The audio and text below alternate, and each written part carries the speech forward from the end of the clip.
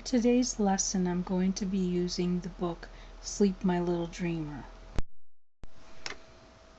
as a book to show how to write for pre-K and K. And this book does a pretty good job doing that. So on with the first page. And it starts off with once upon a time there was a butterfly. And that's a classic start to a little tale. And immediately you already know it's going to be about a butterfly. So the listener, in this case, because they are pre-K and K, they're not going to be reading the book. It will most likely be read to them. They already know that it's about a butterfly. Most children are attracted to butterflies. They think they're beautiful. And so already you know it's kind of a win for little kids. Also, butterflies, most think of them as soft and gentle and mysterious. So because of the title of the book about sleeping, I'm sure that it all fits in with the magic of getting a child ready to fall asleep. The next page. I went too far. Gotta go back. Okay. Sorry about that. Okay, here's the next page. More than anything in the world, she loved flitting between the clouds. Now, the word flitting is beautiful and used so nicely in describing what butterflies do.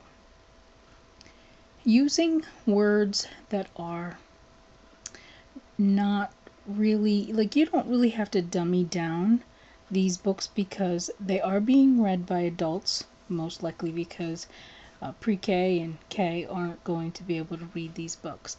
So generally someone's reading them to them and introducing different words for a youngster to become accustomed to. And even if you as an adult were reading this book, you could explain what a word means, and thereby the child will gain knowledge, and later in life they will already have been introduced to words, be accustomed to them, and it's going to be that much easier for them to learn it and know it in the future. Moving on, the next page reads, "And the sun shone warmly on her." Now, the word shone is a wonderful word, and this is a great use of sensory words because the sun casts a warmth on the butterfly. So most children are already familiar with, if they go outside and the sun shines on them, they feel nice and warm, especially in the summertime. So it's a good use of some sensory terms right there. Moving on to the next page. "And the gentle breeze blew on her wings." In this little sentence, children can be imagining themselves up there with the butterfly or up there on their own, flying around and feeling the gentle breeze blowing on their own skin and through their hair.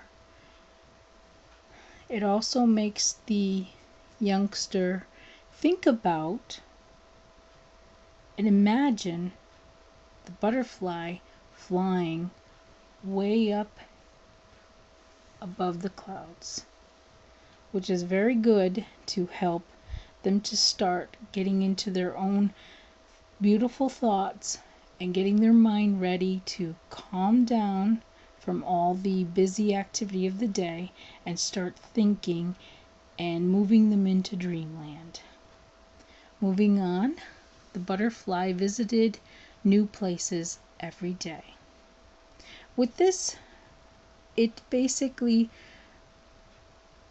allows the child to compare the butterfly lifestyle with their own. How the butterfly visits places every day, and a child can think about if on that day they visited their grandparents, or they visited an aunt or cousin, or they went to school, or they went to the library, if they went to the park. So they can compare and identify with the butterfly.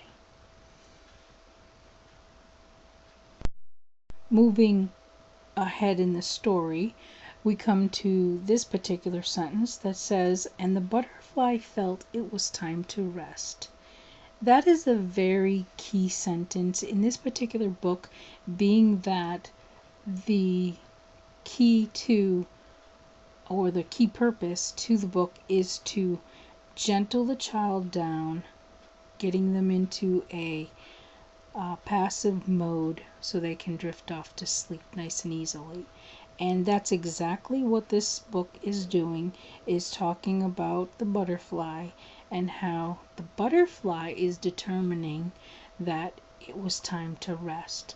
So that again gives the child the idea that they themselves can be just like the butterfly and calm themselves down so they can rest to go to sleep.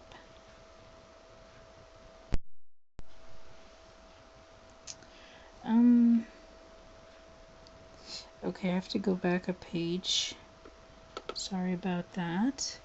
And moving on, it says the sky and the clouds slowly grew darker, turning from light blue to dark blue. It's an excellent, excellent description of what it's like when you see the day turn into night. And that is exactly what a child is going to be experiencing as compared to what the butterfly is going through at this particular point.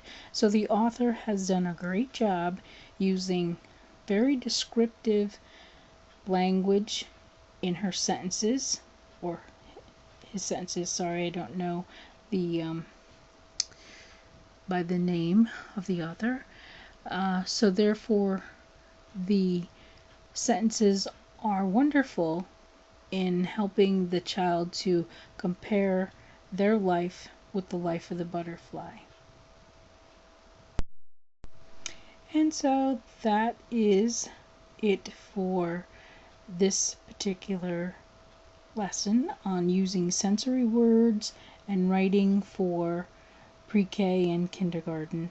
And this is a perfect example to show you that even though you think you may have to make every single word in your book for pre-K and kindergarten to be what the child at that particular age could read, it's not necessarily true, because oftentimes in that category the stories are being read to the child, and so therefore you have a little bit more of an ability to use bigger words. However, the way in which you do write them has to be simple. It has to cast off everything that would give the right type of picture in the listener's mind so they can see what's going on. And especially if it's illustrated, it helps a whole lot more for them to see a picture and hear the words. But it's not necessary that every single book that's read to a child needs to be illustrated to the fullest extent. So that's it for this particular lesson. We'll catch you in the next one.